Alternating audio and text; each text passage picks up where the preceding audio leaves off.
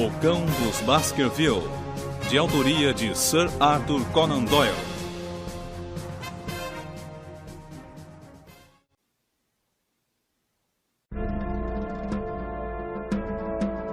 Capítulo 14.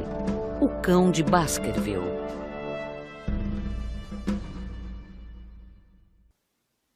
Um dos defeitos de Sherlock Holmes, se é que a isso se possa chamar defeito, era recusar-se a contar totalmente os seus planos antes do momento crucial da execução. De certo, isso se deve ao seu gênio dominador, que apreciava dirigir as investigações e surpreender numa apoteose quantos o rodeavam. Contudo, tal costume irritava naturalmente os seus colaboradores. Eu próprio sofria com isso, mas nunca o senti tanto como nessa noite em que avançávamos na escuridão. Finalmente íamos realizar a nossa última arrancada para obter a prova definitiva. Eu apenas podia fazer conjecturas sobre os seus planos, e os meus nervos vibravam antecipadamente, quando o vento frio que nos castigava o rosto e o negrume que se estendia de cada lado da vereda nos indicavam que atravessávamos o pântano. A presença do cocheiro só nos permitia falarmos de assuntos triviais, embora nos sentíssemos tensos pela emocionante expectativa. Após esse constrangimento, senti algum alívio ao passarmos pelo portão da casa de Frankland, já perto de Baskerville e do campo de ação. Depois de pagarmos ao cocheiro e de este ter partido na direção de Coombe-Tracey, entramos no caminho de Merripit Cottage. "Está armado, Lestrade?" perguntou Holmes. O detetive ergueu os olhos para o meu amigo e respondeu sorrindo. "Enquanto eu tiver calças e um bolso nelas, trago sempre um protetor dentro dele." "Ainda bem. Watson e eu também estamos preparados para qualquer emergência." "Tem se mostrado muito reservado sobre o caso, Sr. Holmes. De que jogo se trata?"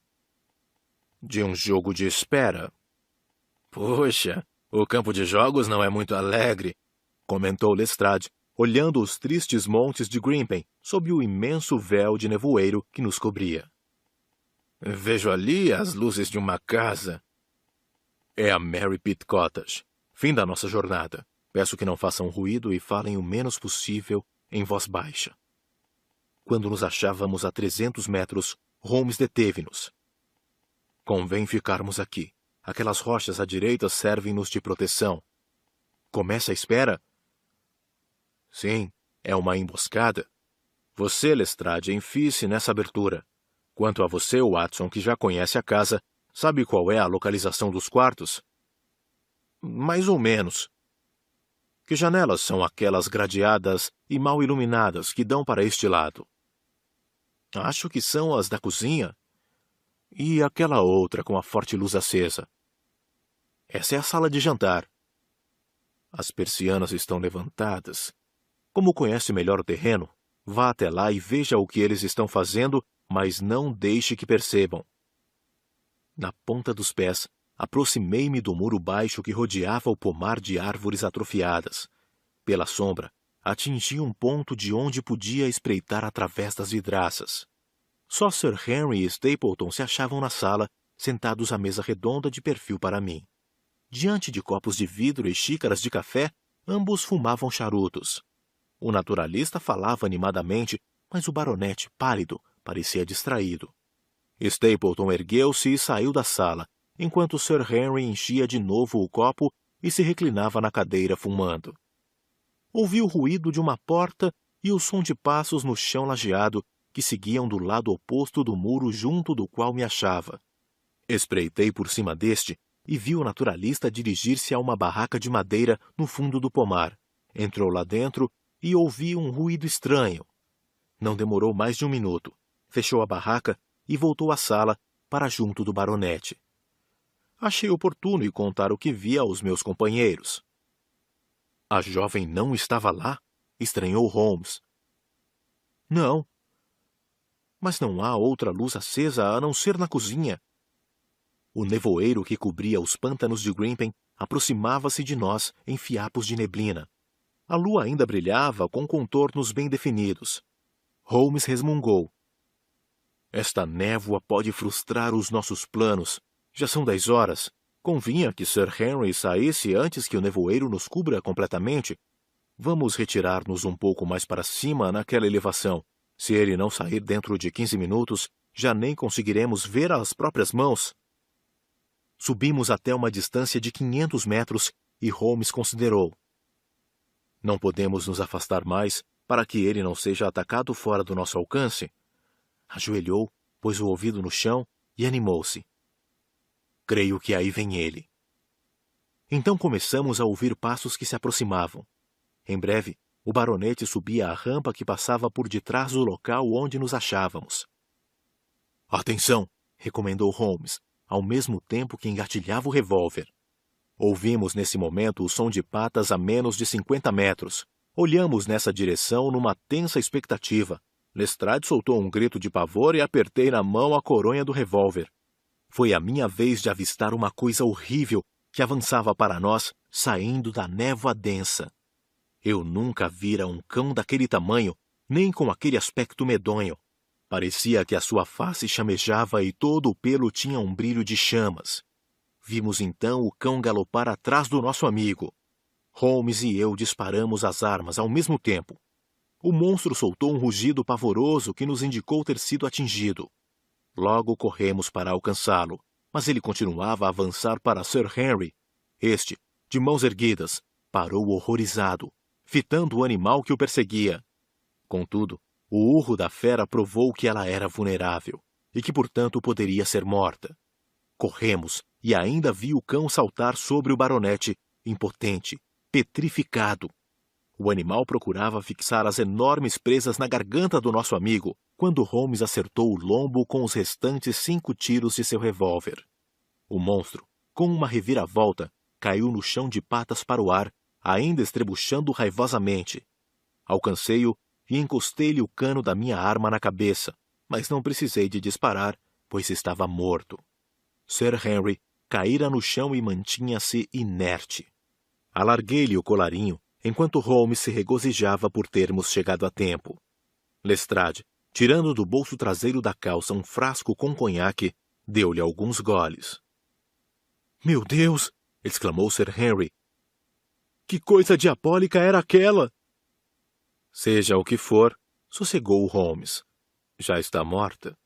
Acabamos de uma vez para sempre com o fantasma de Baskerville. O cão tinha o tamanho de uma pequena leoa, misto de alão de caça e de mastim de guarda.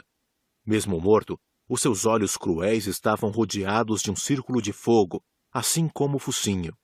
Passei a mão por ele e, ao retirá-la, meus dedos mostravam-se fosforescentes. Uma fórmula bem escolhida, observou Holmes, cheirando o pelo do enorme animal. Este produto não tem qualquer odor que pudesse prejudicar-lhe o faro. Virando-se para Sir Henry, acrescentou: Desculpe-nos por tê-lo exposto a tal pânico. A névoa nos impediu de agir mais prontamente. Os senhores salvaram a minha vida, reconheceu o baronete. Deem-me mais um gole de conhaque e ficarei pronto para tudo. Agora, que pretendem fazer? Deixá-lo aqui, pois não deve estar em condições de aguentar novas emoções. Se quiser, um de nós poderá acompanhá-lo ao solar. Lívido, Sir Henry sentou-se numa rocha e escondeu o rosto entre as mãos. Infelizmente, continuou Holmes, enquanto nos dirigíamos para Mary Pitt Cottage, depois de ouvir os tiros, Stapleton deve ter fugido, mas convém fazermos uma busca na casa para nos certificarmos. Como a porta estivesse aberta, entramos e revistamos todas as divisões uma por uma perante o espanto do velho criado. Só no piso superior encontramos um dos quartos fechado. — Tem alguém lá dentro! — avisou Lestrade, que escutara a porta. — Arrombemos isso! Com o tacão do sapato, Holmes deu uma formidável pancada na porta, logo acima da fechadura. Aquela escancarou-se e os 3 de revólver em punho entramos atropeladamente no aposento. Era uma espécie de museu, com as paredes cobertas com caixas de tampa de vidro, cheias de borboletas e outros insetos. A distração daquele gênio criminoso. Tinha uma viga central vertical para suporte do centro do teto, onde vimos à luz do candeeiro um vulto amarrado com lençóis. Era Barry Stapleton, que nos olhava com horror e vergonha. Ao desamarrá-la, notei que tinha um vergão no pescoço feito por uma bengala de pele de hipopótamo. A jovem caiu nos meus braços. Que patife! Murmurou Holmes. Dê-lhe um pouco de seu conhaque, Lestrade. Esteja descansada, minha senhora, que ele não há de escapar. Graças a Deus que vieram! Vejam como o miserável me tratou! E arregaçando as mangas, a senhora Stapleton mostrou os braços cobertos de vergões e equimoses, algumas sangrentas. Não só me torturava, como me mantinha em estado de constante pavor. Destruiu-me moralmente e corrompeu minha alma. Suportei maus tratos e solidão, porque estava convencida de que ele me amava. Mas agora já sei que até nisso fui enganada. Apenas servi de instrumento para os seus abomináveis desígnios. Rompeu a soluçar. Diga-nos, pediu Holmes, onde poderemos encontrá-lo? Se o apoiou no mal, reabilite-se nos ajudando a capturá-lo.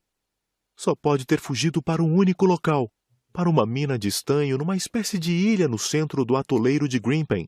Era ali que costumava guardar o cão e construíra um refúgio para o caso de estar em perigo. O nevoeiro já alcançara Mary Pitt, mostrando-se compacto através da janela. Erguendo o candeeiro, Holmes apontou para fora e a senhora Stapleton declarou: Esta noite ninguém poderá orientar-se nos pântanos. Talvez ele consiga entrar no atoleiro, mas não poderá sair de lá. O caminho foi marcado por meio de umas canas. Se eu hoje tivesse podido arrancá-las, os senhores o teriam à vossa mercê. Era evidente que até o nevoeiro se dissipar, seria impossível perseguir o assassino.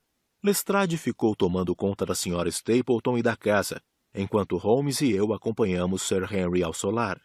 O baronete estava desolado por saber que os Stapleton eram casados e a emoção daquela noite deixou-o febril, de maneira que, ao amanhecer do dia seguinte, deixamos o Dr. Mortimer à cabeceira de seu leito. Ambos iriam dar uma volta ao mundo e, no seu regresso, certamente o baronete se sentiria forte e alegre para gozar os benefícios da propriedade que herdou. Chego agora à breve conclusão desta narrativa. Na manhã seguinte à morte do cão, o nevoeiro levantou e Beryl Stapleton nos conduziu através dos pântanos na pista do marido. Várias canas estavam cravadas aqui e ali, em zigue-zague, marcando trilha entre as poças fétidas e os juncos viscosos, numa atmosfera viciada de putrefação. Ali, um passo em falso seria a morte certa. Uma só vez notamos vestígios de alguém ter passado por lá antes de nós. Holmes viu um objeto à distância e teve de mergulhar até a cintura para conseguir recolhê-lo. Era o sapato preto que tinham roubado de Sir Henry no hotel. Foi atirado lá por Stapleton na fuga, observei. Certamente. Deu-o para o cão farejar para que perseguisse o nosso amigo. Quando ele ouviu os tiros, fugiu e conservou o sapato na mão, para só se desfazer dele onde ninguém viesse a encontrá-lo. Saímos do lamaçal onde nos seria impossível detectar pegadas e alcançamos terra firme, mas também não as vimos. Teria o assassino sido sorvido pelo lodo movediço do pântano que ele se atreveu a atravessar à noite com o nevoeiro cerrado? Na espécie de ilha, que fora uma antiquíssima mina de estanho, encontramos vários utensílios da arcaica exploração. Nas ruínas das cabanas desses mineiros de outros tempos, nada havia especial, com exceção de uma delas, onde encontramos uma forte corrente com um grampo de prisão para a coleira e grande quantidade de ossos. Foi ali que viveu o cão-fantasma. Junto desses ossos, bem esburgados, achava-se também um esqueleto ainda mal descarnado, com pedaços de pele de pelo castanho. Um cão, exclamou Holmes. Um cachorro de pelo crespo. O nosso amigo Dr. Mortimer nunca mais verá o seu querido animal. Stapleton tinha de esconder aqui o enorme alão para que os uivos não denunciassem a sua existência na Mary Pitt Cottage. Só o levaria para casa em situações de emergência, como sucedeu ontem, e certamente na noite da morte de Sir Charles. A lenda do cão de Baskerville serviu perfeitamente para o seu objetivo, tanto mais que os habitantes da região, não ousando entrar no pântano, estavam impossibilitados de descobrir que o alão era um animal natural. Assim, a sua imaginação levou-os a acreditar no cão-fantasma. Tal como lhe disse em Londres, meu caro Watson, nunca tivemos inimigos mais perigosos do que este que, de certo, o atoleiro de Grimpen sorveu para sua pestilenta profundeza. E ao proferir este epitáfio, Holmes apontou para os pântanos verdejantes, de enganosa beleza, que se estendiam até as vertentes vermelhas do pântano.